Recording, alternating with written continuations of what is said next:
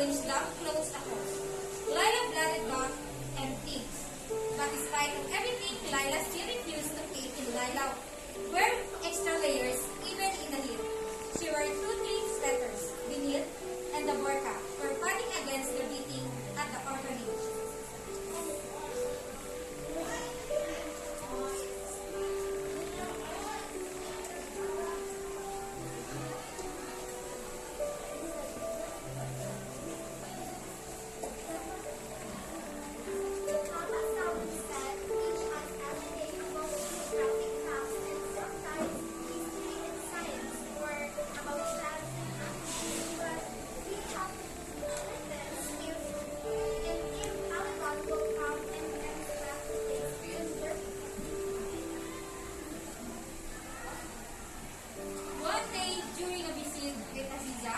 Lila saw a middle-aged woman. Her burqa pushed back, also visiting with 3 boys and girls. Lila remembered this woman once providing the female student, saying women and men were equal. Her name was Kala Rahmaal.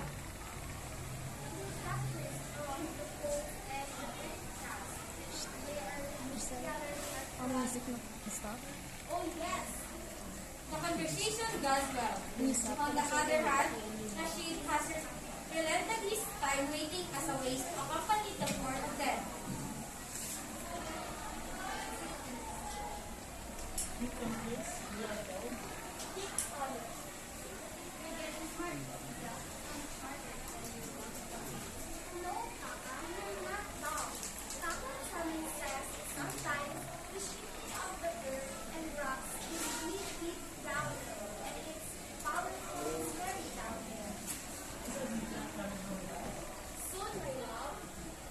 More than once, Lila and wondered what Kalimat would do about Yakal Zaman if they found out. About the Palestine lesson, during visit, Aziza felt all the spaces with its achievement and species. Are you doing well? Doing Kim Kara, I tried. The kids speak up to me slowly. But everyone is nice. Are you eating all night? Eating, yes. We had a long last night.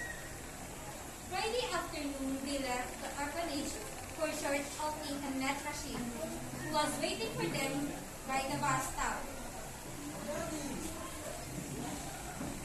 We should hurry. I only have 2 hours before I have to report back to my work. This was true first week of Rashid's work. They go down to the Titanic City, walk into the riverbed club. Near the beach, as they go in barefoot, man dangled clean from a king.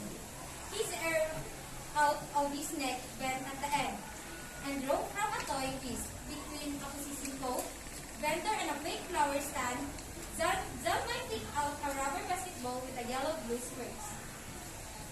Pick something, Aziza. Aziza played slowly. Hurry. I have to work at now. Aziza chose a gumball, then inserted the coin, but because it's not enough, it returned. Give it back. I can't afford that. The hand stopped flying up.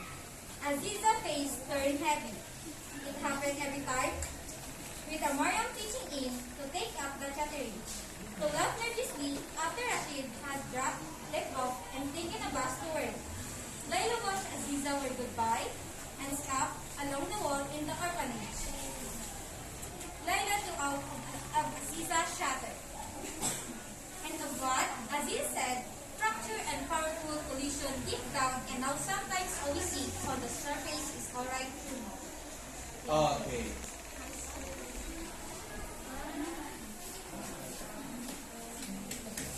Okay, thank you very much.